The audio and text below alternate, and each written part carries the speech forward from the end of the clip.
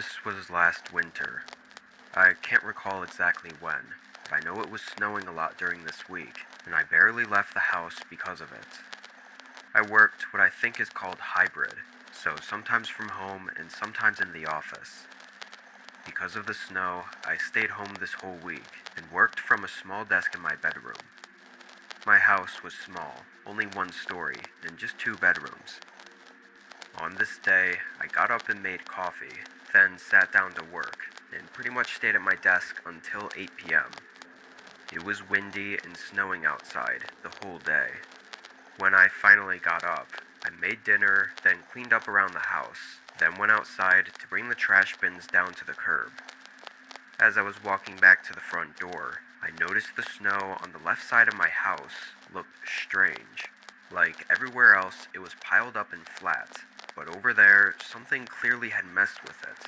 So I walked over to get a closer look, and could quickly recognize that it was a line of shoe prints going through the snow.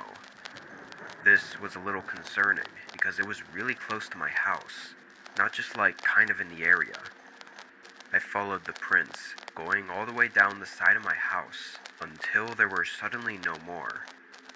At the end, it looked like they'd moved around in this one spot for a while, and it was directly outside the window to my bedroom that I was working in. This was extremely creepy. I mean, it was cold, windy, and snowing. Why was anyone even outside walking around to begin with, and going up to my window? Thankfully, I had the blinds shut, but you could still kind of see through the cracks. Right on the other side of the window was my desk, so they could have been watching me. I hoped I was just overthinking it.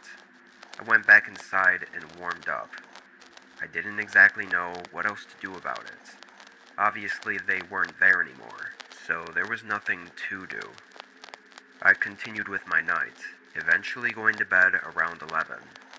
I had checked out the window one last time before sleeping, and the snow had covered up all the tracks from before, and there were no new ones, so I felt better. I triple-checked that it was locked, then got in bed. I slept through the night. The first thing I did once I woke up was go over to the window and check again.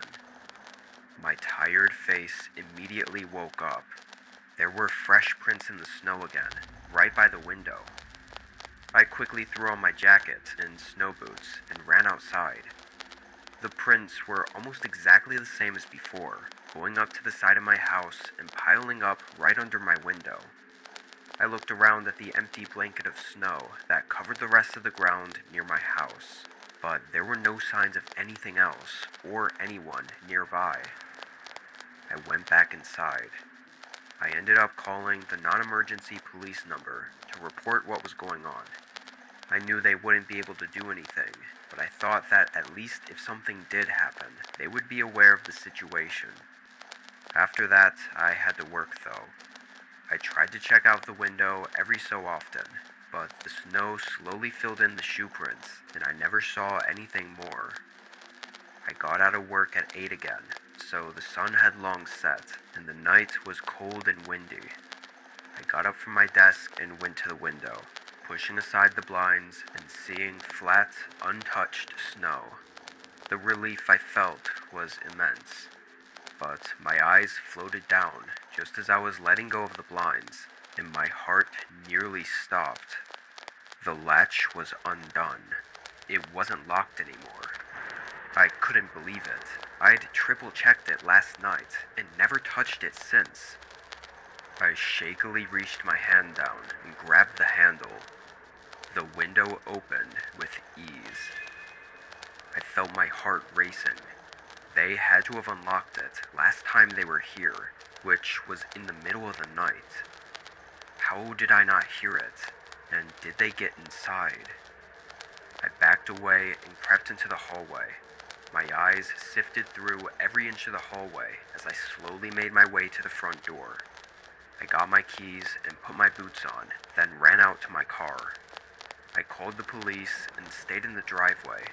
I don't think my car could make it out of the snow, even if I wanted to leave. 10 long minutes later, an officer pulled up. He went inside to make sure it was clear. Time seemed to move extremely slow. I waited as the minutes passed. Once it got close to 5 whole minutes, I knew something was wrong. Then he finally came out with a man in handcuffs. Both the officer and the man were covered in blood, clearly having gotten into an altercation. The officer said he was hiding in a hallway closet and jumped him. The man was 45 and just had that creepy, evil look to him. There was no saying what he was trying to do, but clearly he was capable of violence. I don't know what would have happened had that gone on for any longer.